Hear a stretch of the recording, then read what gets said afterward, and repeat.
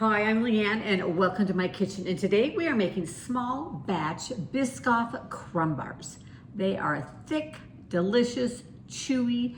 They're full of Biscoff marshmallows and then more Biscoff drizzled on top. They are Biscoff heaven. So if you are a frequent Delta flyer, you are very familiar with Biscoff cookies. They're that crunchy, has a slight spice, a flavor to it cookie that they serve on every flight. So these cookies have the same yummy flavor that these Biscoff crumb bars do. And for these bars, we're gonna use a Biscoff cream, or you may know it as cookie butter. Now, this week was supposed to be another cake week. We were having cake month. You can find all those cake month recipes right up there. But to be honest, I just couldn't get the recipe I wanted to share with you just right. So we're kind of putting it on the back burner. We'll get to it later in a month or so. Instead, we're gonna celebrate Cookie Bar Month here on Small Batch Big Taste Kitchen. I love a good cookie bar, especially in the summer. They're easy to make. And I also love to make them in small batch form because I mean, really, who needs a whole 9x13 pan of cookies? So we're instead going to use our trusty little 9x5 loaf pan. And we're going to line it with our parchment paper sling, which I've got a video right up there that shows you how to cut this if you need some help. But it just perfectly fits in here and it makes it so easy to remove our cookie bars. All right, we're gonna start our Biscoff crumb bars by making the topping, the crumbly, crunchy topping that's gonna go on top. And in my bowl here, I have 2 tablespoons of salted, softened butter. And into it, I am going to add a tablespoon and a half of brown sugar and a tablespoon and a half of granulated sugar. I have 1/8 of a teaspoon of salt. If you're using unsalted butter, go ahead and add in a little bit more salt. And then we have 1/2 of a teaspoon of ground cinnamon. It's gonna give it that nice, slightly spice flavor that cookie butter Biscoff has.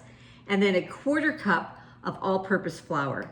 And then you can either use a fork or your fingers, whatever works best. And we're just gonna combine this till it's nice, kind of crumbly, almost streusel-like topping. All right, then we're just gonna take this topping mixture and set it aside for a minute. We're gonna grab another bowl, and in it I have 1/4 cup of softened salted butter. And to it, this is gonna be our main cookie base layer of the Biscoff crumb bars. I've got 1/2 of a cup of granulated sugar, and we're gonna use 2 tablespoons of packed brown sugar. All right, and then to this, we're gonna add in 1 egg and about approximately 1/2 a teaspoon of vanilla. All right, then we're gonna grab our trusty little mixer. You can mix this by hand. I'm gonna use my electric hand mixer and just mix this together until it's nice and creamy. And then we're gonna add into this 3/4 of a cup of all-purpose flour. We're going to do 1/2 a teaspoon of salt. And again, if you used unsalted butter, add in a pinch more salt. 1/2 of a teaspoon, wrong one, of baking powder.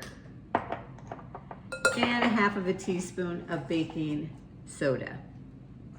And then into it also, we're gonna add some cream of tartar. And what this cream of tartar is gonna do, is gonna help make this base of the cookie kind of light and fluffy, more cake-like. And we're gonna use 3/4 of a teaspoon of cream of tartar.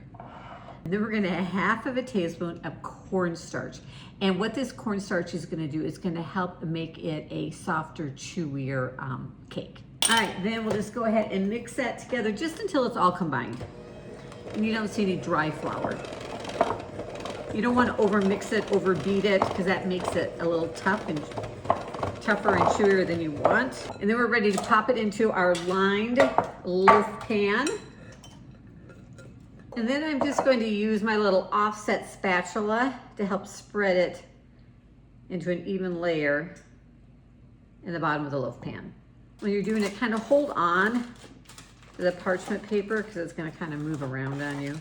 All right, then it's ready to go in. I preheated my oven to 350 degrees Fahrenheit, and we're going to bake this for 15 minutes, pull it out, and add the remaining ingredients on top. All right, well, our cookie base is baking, and I think I said 15 minutes, but you really want to bake it just for 12 minutes. So I'll have the correct, always go by, sometimes I misspeak in a video, you know, I say the wrong thing and I don't catch it, but the description underneath the video is always going to be correct. So if there's a discrepancy, go with the description down below, but I try to do my best to always say what is the correct ingredient or time. But now what we're going to do is we're going to take our Biscoff spread. Now, if you shop at Trader Joe's, they call it cookie butter, but you'll find it in the peanut butter aisle, usually right along with the peanut butter. And we're going to take a half of a cup, and then either you can do this in the microwave for like 30 seconds or so, or on your stovetop in a saucepan.